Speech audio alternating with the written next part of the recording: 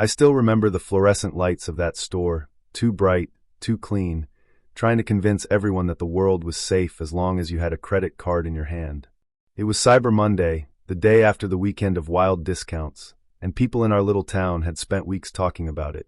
Imported phones, big screen televisions, laptops at ridiculous prices. Out here in the countryside, those things do not arrive easily. You have to travel, save every coin, and hope the promotion is still there when you finally reach the capital. That is what they did, a group of friends, for young people in the same car, full tank, loud music, and that feeling that life is just beginning. Only one of them never came back. Her name was Camila. Camila was from our town, and I knew her family well. Her mother was a nurse, her father a mechanic, hard-working people who lived without making much noise, paying in installments when they had to, trying to raise their children straight in a world that keeps trying to bend everything. Camila was the first in the family to enter university. She studied design, spent hours drawing clothes, shoes, logos for brands that did not exist yet. Her dream was simple and at the same time enormous. She wanted to see her drawings in a real store window one day. She laughed easily, walked fast, spoke even faster. When she passed in front of the police station, she always waved, even from across the street. She called me Chief, even though my official title was another. She used to say, "Morning, Chief. One day you are going to see my brand in the mall, and you will have to buy something, all right?" And I always replied, "When that happens, you can arrest me if I do not buy." She laughed, I laughed, and life moved on. Until Cyber Monday. They left before dawn. Camila, 2 childhood friends, and the boyfriend of one of them, who offered to drive. For backpacks, a thermos of coffee, neon sneakers on her feet. She had posted a photo the night before, with a caption saying that the next day, she would be hunting discounts and asking people to pray that she came back with a new laptop, and not only with regret. We only saw that photo later, when everything had already gone wrong. The capital was about 2 hours away, maybe a bit more if the highway was crowded, and it was. Everyone had the same idea that Monday. End-of-year heat, asphalt-breathing fire, cars packed with people, plastic bags on the back seat, fast food in the cup holder, radio screaming advertisements about discounts that would never return. They arrived at the mall around late morning. It was one of those enormous shopping centers, more glass than wall, more light than shade, the kind of place that makes you feel poor even before checking the price tags. Security cameras captured the car entering the parking lot. 4th basement, blue sector. The driver stopped. They laughed about something. You could see it through the windshield even without sound. Camila got out first, shorts, white blouse, a backpack with hand-sewn patches. She walked ahead, animated, as if even the concrete floor of that parking lot had turned into a runway. That is the last image of her, where nothing seems wrong. When the call reached our police station, it was already late at night. The 3 who came back told the story in overlapping fragments, voices shaking, eyes red, the kind of tiredness that does not come from the road but from panic. They said she just did not come back to the car. They said Camila had gone to see a promotion on the 2nd floor, then had sent a message saying she would meet someone, and after that, nothing. They had waited, walked around, checked bathrooms, searched corridors. At first, the police in the capital treated it like a common disappearance. Maybe she had met someone, maybe she had left with a new boyfriend, maybe she had gone to a party. I have heard those maybes all my life. They are a way of protecting hope even when hope is already bleeding on the floor. Her mother did not accept maybes. She came to see me in person, sat in front of my desk, hands clenched, eyes fixed on the ceiling fan as if she were praying to it. She told me that was not like Camila, that if the girl wanted to leave she would say something, she would post something, she would make a joke, she would not just vanish. I promised nothing, because I have learned not to promise, but I told her I would go to the capital and watch those images with my own eyes. Sometimes, in the middle of thousands of pixels, something jumps out that no one else wants to see. The security team of the mall took me to a small room full of monitors, cold, dry air, smell of dust, coffee, and burned electronics. Everything was stored there. The first recording we watched was the one I already knew. The car entering the 4th basement, blue sector, the group getting out, walking toward the escalators. Then we started from the beginning of their day inside. Camila and her friends walked through the corridors, joking, bumping into people overloaded with bags. They stopped in front of a sports store, went in, came out, and then split up. One of the friends had explained that they did that to save time, each one going after what they wanted, and then meeting again at the food court. From that point, The investigation became a strange choreography for me. I had to follow Camila from camera to camera. Each angle was a step, each cut a new beat. In one corridor with huge electronic brands glowing on both sides, she appeared looking at a laptop. She touched the keyboard, took her cell phone from her pocket, and took a photo of the screen, probably to send to someone and ask for an opinion. We checked her mobile phone records, last messages, photos, audio files. In the middle of the usual conversations with her friends, and with her mother asking if she had eaten, there was a different dialogue. A chat inside a buying and selling mobile application. Someone offering a used laptop, latest generation, for less than half the store price. The meeting was suggested inside the mall, supposedly a public and therefore safer place.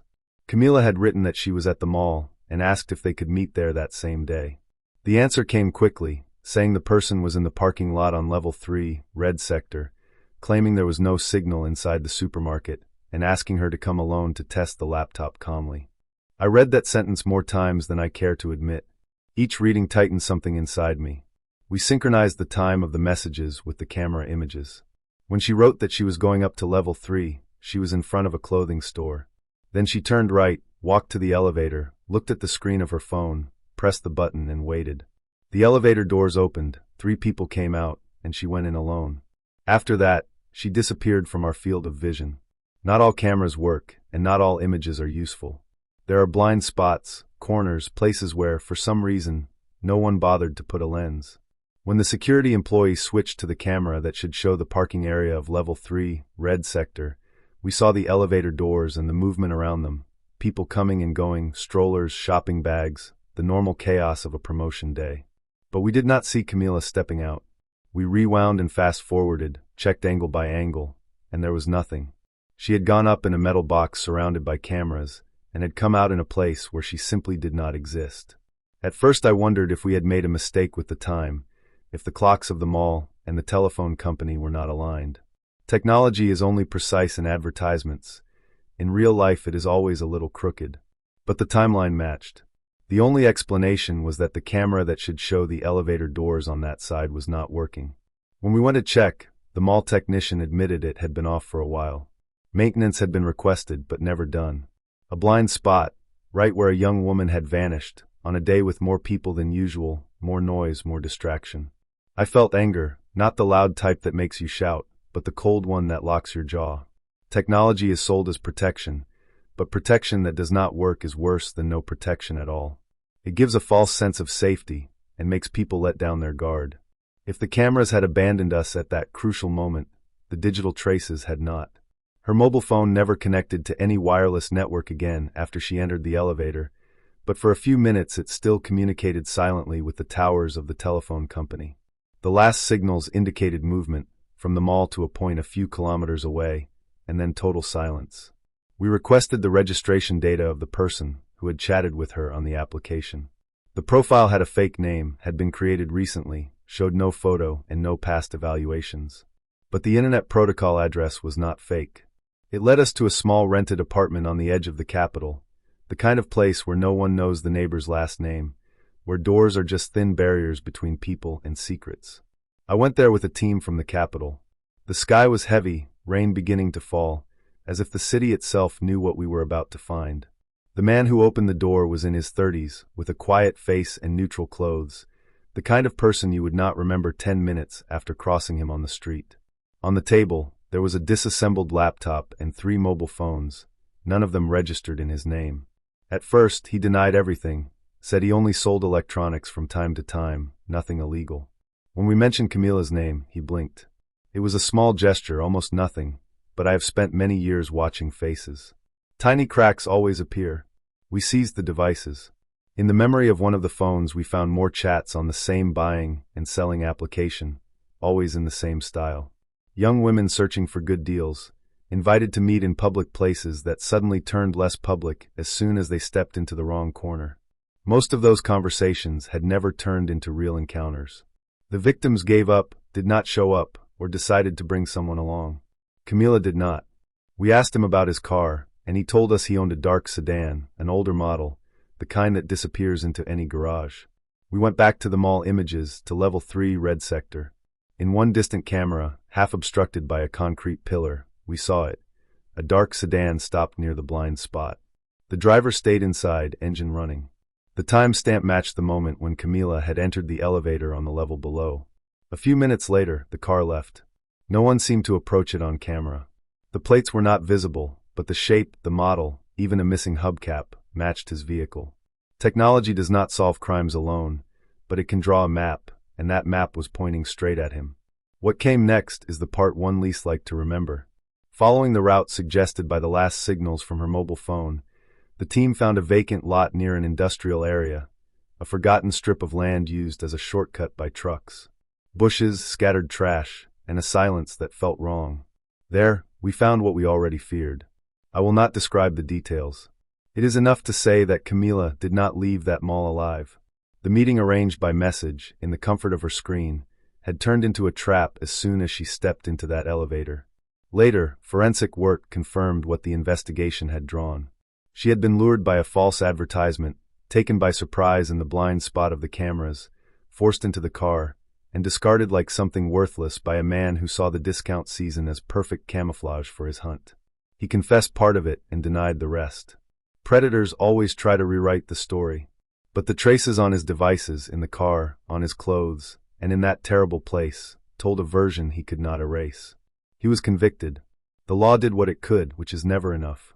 Sometimes people think that, as the years pass, we get used to cases like this, that we grow a shell and nothing penetrates anymore. It is not true. What happens is that we become a kind of library.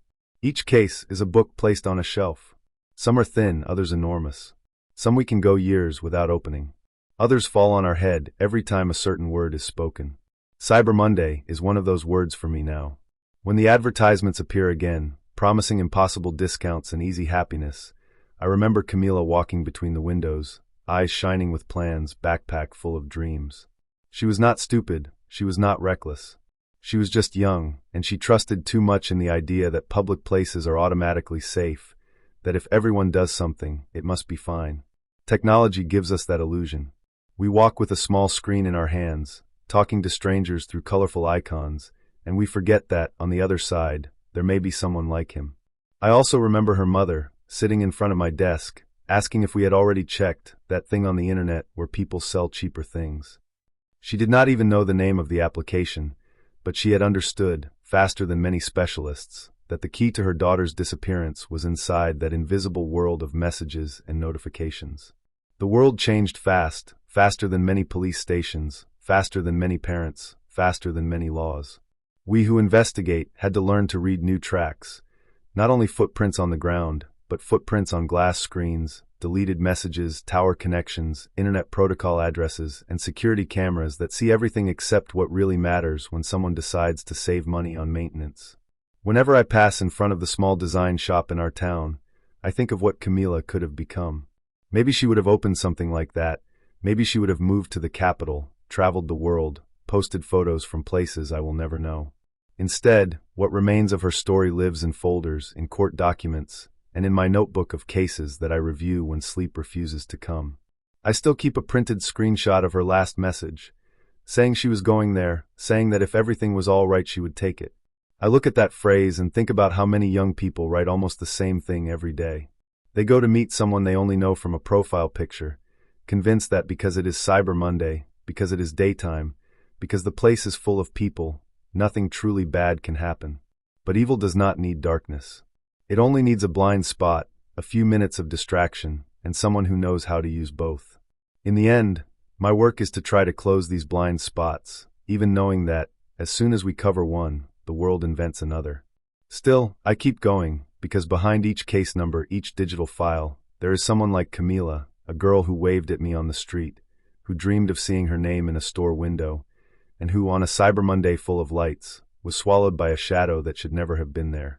When I tell this story, it is not to spread fear, but to remind anyone who hears it that promotions end. Life does not have to.